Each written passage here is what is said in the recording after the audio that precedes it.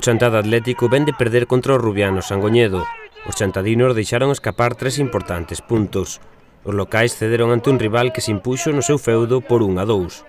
Foi un partido no que tuvemos moi boas ocasións cara ao gol, non se marcaron, e bueno, dai que nos marcaron o 0-1, seguímoslo intentando, tocamos ben a pelota, non nos fomos abaixo, fomos igual un pouco precipitados arriba, que a idea de sacar os 3 puntos, e dai que nos marcaron o 0-2. Despois, no minuto máis ou menos media hora do partido, Luís marcou un gran gol, e bueno, intentamos buscar o empate, pero foinos imposible.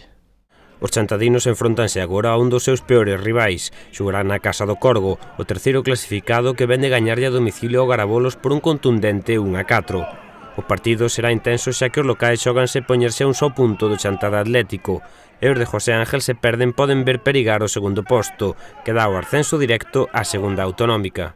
E é un partido de morte ou vida, porque levamos 4 puntos, se perdemos quedaríamos a un punto solo do Corgo e xa se nos poñerían as cousas moi difíciles, así que timos que este fin de semana levar a vitoria como sea.